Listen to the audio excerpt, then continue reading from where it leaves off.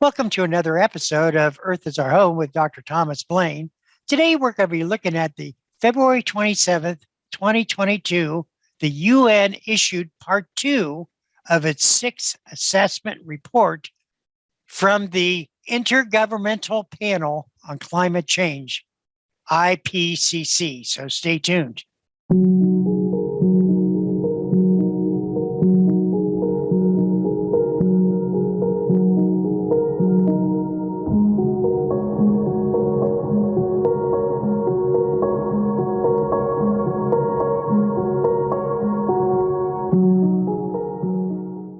Welcome back to another episode of Earth is Our Home with Dr. Thomas Blaine.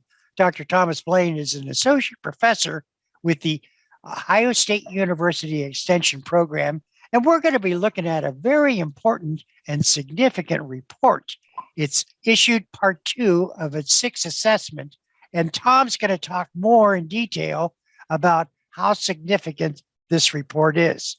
Tom, it's always a pleasure talking with you. I learned so much. Well, it's great to be here, Patrick, and thanks a lot for having. This is a real timely episode here, video today.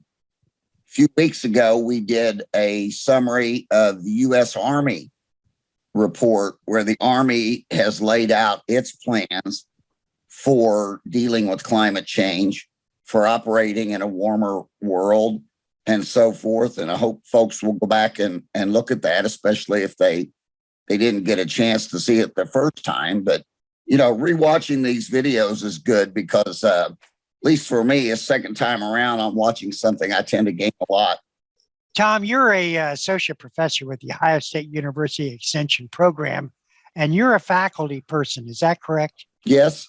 As a professor, you've done a lot of scientific research and into climate change, as well as a number of different educational programs.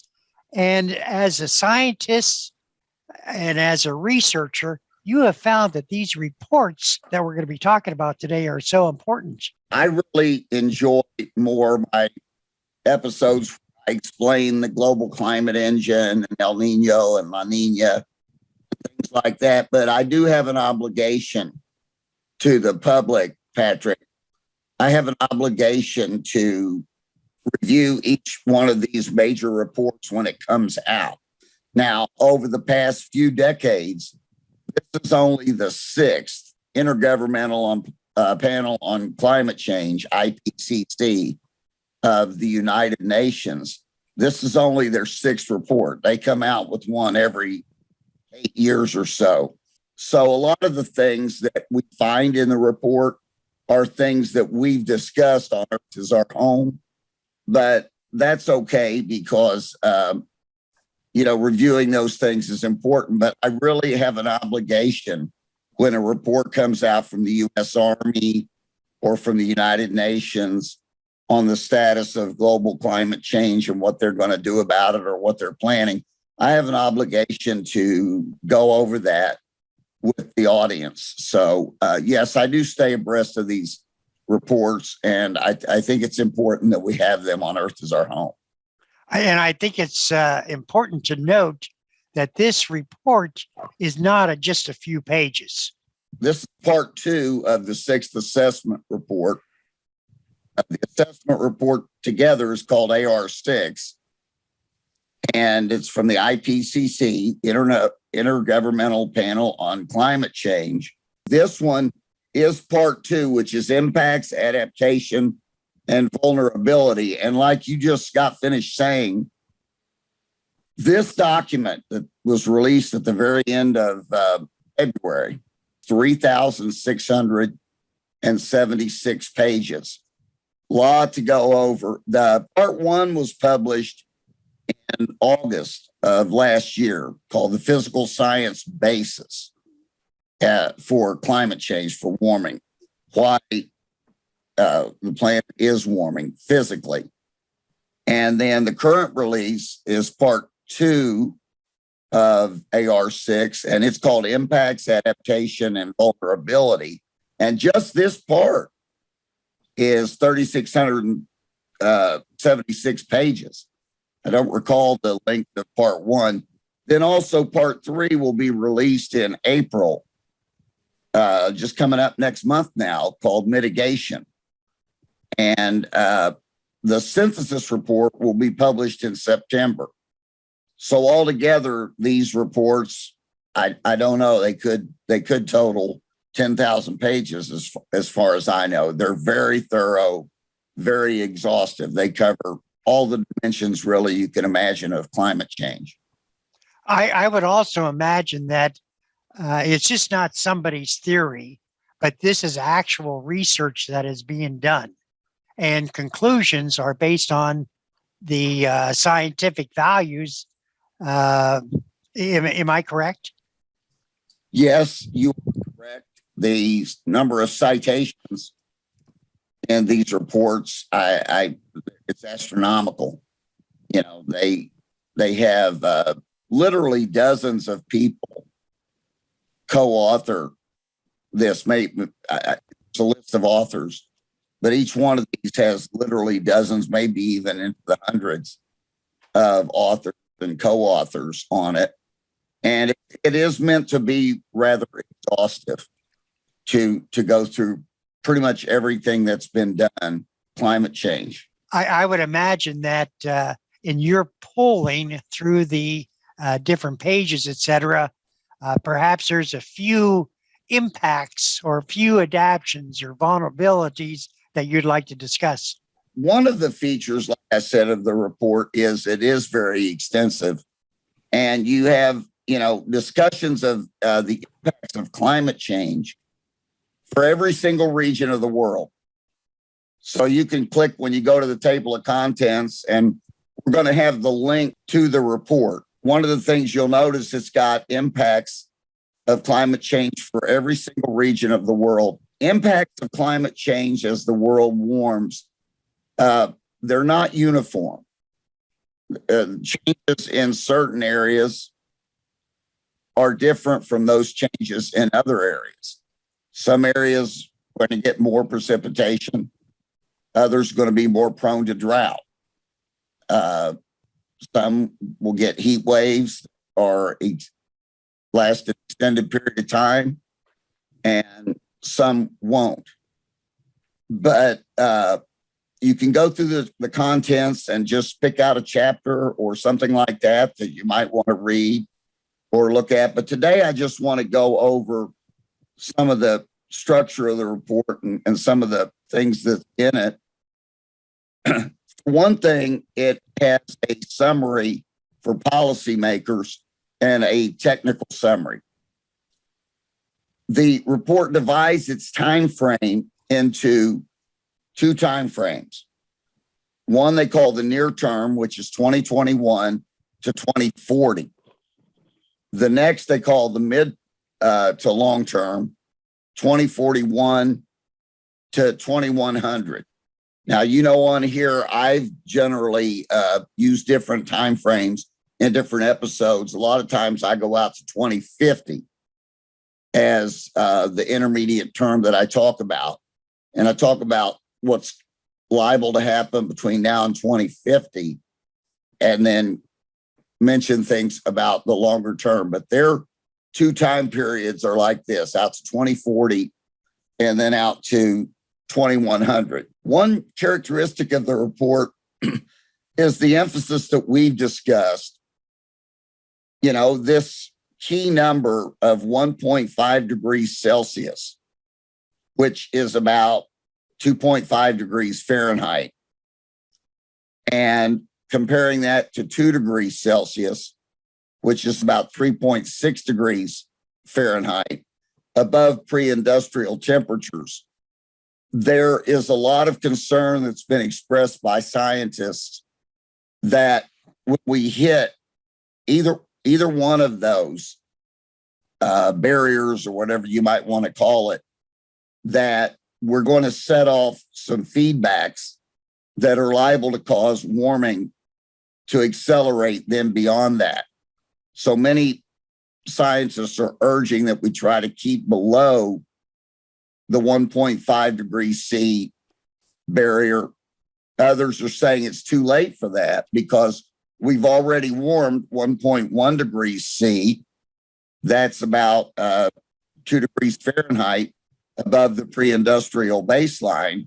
We've already hit 1.1. We're only 0.4 of a degree Celsius from that first barrier. And when you realize we still are using fossil fuels and going to continue to for the foreseeable future, concentrations are bound to go up. We don't have any technology in place to stop that. Many scientists have now resigned that, okay, the new key figure that we need to look at is what's going to happen when we hit 2 degrees Celsius warmer than the pre-industrial temperatures. And they do a lot of that in the report. The report identifies and emphasizes risks of various outcomes at these elevated temperatures. And they evaluate these risks at different levels of confidence. So they'll make some kind of claim that a 1.5 degrees C will cause a certain result. And then they say with what kind of confidence they're making that statement. And they use terms like medium confidence, high confidence, very high confidence, etc. So the concept of risk, we haven't talked a lot about on here. We've talked about average expectations from global climate change, but they're looking at risk, and rightly so, because nobody has a crystal ball. We don't know exactly whether we will set off a lot of feedbacks at 1.5 degrees C or at 2. Scientists are discussing that, but nobody has a crystal ball. But we do know that the higher the temperature goes, the greater the risk that we're going to cause some irreversible changes that are quite negative. I wanted to take this opportunity in the middle of this, summarizing this report, to go back here, look at this with you, because each blue circle is a month's data. And the 0 axis means 0 deviation from the average over the period 1979 to now, 2022. This is the satellite era, the era in which all the temperatures here are measured by satellite, thought to have virtually no error at all. Very tiny error in measuring the temperature of planet Earth from the surface up to 30,000 feet. And if you notice, the February 22, 2022 is at 0 degrees Celsius deviation from the mean. And I've been making this point a lot, but I wanted to, since it came out right at 0. In other words, February of 22 was the temperature of the globe was exactly the average for the past 41, 42, 43 years. And I wanted to, I've told you why we have these fluctuations in addition to the trend. You know, the trend is from about, if you go way over to the left, it goes from about negative 0.3 of a degree Celsius would be the average in 1979, and out to the right in 2022, the trend would have us up at about plus 0.3. So why are we below trend? And those of you who have followed Earth is Our Home a lot, you already know the answer to this. But I got the data, and I wanted to show you what the proof is in the pudding. If you look way down at the very bottom, the columns on the left are years. And you can see that by going down a little over halfway where it says year. Go all the way down to the bottom and look at 2022. And that's the December 21 and January 22 El Nino La Nina index number. Now, the blue in this is La Nina. As you can see, we've been in a very strong La Nina now for the better part of 2 years. If you go back to May and June of 2020, you'll see the index was negative 0.7. So when it's negative, that's leaning toward La Nina. When it's negative and blue, that means it's definitely not La Nina. The numbers between about negative 0.5 and positive 0.5 are neutral. They're really not La Nina or El Nino. They're kind of in the middle. And you can see in early 2020, we were not in either an El Nino or a La Nina. But by May and June of 2020, the La Nina started. And just look at that. There hasn't been a single month in nearly 2 years that hasn't been La Nina. And we remember what La Nina does. It brings cold water up off the coast of Antarctica, up past Chile, past Ecuador, Peru, and then sends that water, that cold water, all the way across the equator toward the Philippines. And it cools a huge amount of the equatorial Pacific Ocean. That cooling then is transferred to the air. The air circulates around the world, and La Nina cools the entire temperature of the world. So when you look and see a long La Nina stretch like that, you're going to see relatively cool earthly temperatures. Now, go back to 2015, go way up the top at 2015 and early 2016, and look at all that strong red, big numbers. 1.9, 2.2, 2.1. It went on for 13 months, 2015 and 2016. And if we look on the chart here, look at 2016, record high temperature. That's not a coincidence. In other words, that warming that took place going into 2015 and 2016 to record warmths was caused by that very strong El Nino, where warm water was going from the Philippines and the Western Pacific back towards South America. It was resisting that cold water current, replacing it with the warm water current. Go to 2017 and 2018. You expect to see temperatures go down, right? Look at the La Nina. Look at all that blue at the end of 2017 and throughout much of 2018. And look at how temperatures made a big nosedive. And we actually went down there. You'll see one of the little circles is actually below the average for the time being.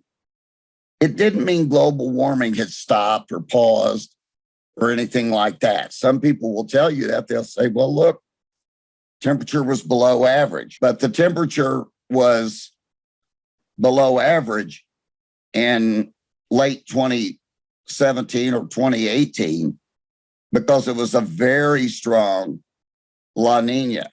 And that's why the temperature is so cool right now.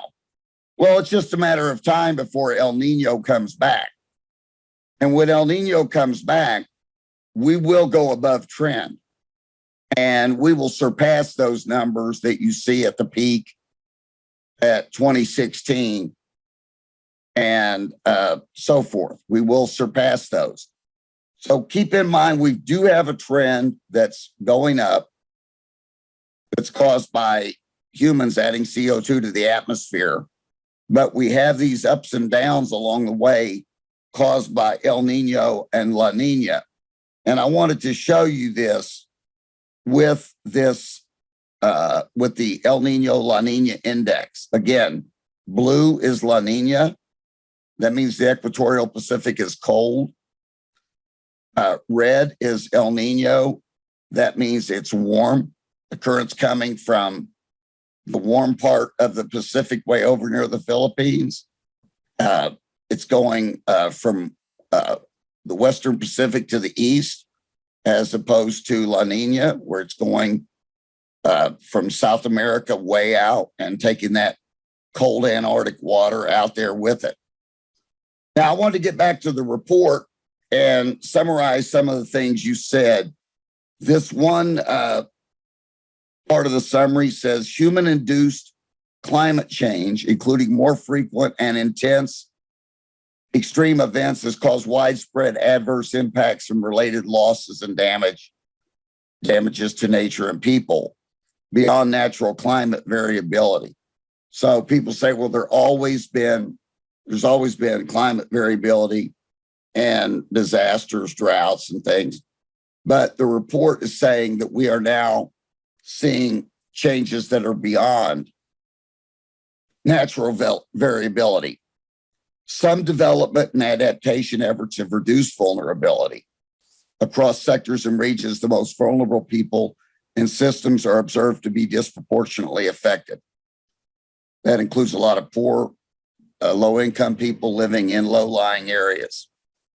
The rise in weather and climate extremes has led to some irreversible impacts as natural and human systems are pushed beyond their ability to adapt. And that's with high confidence.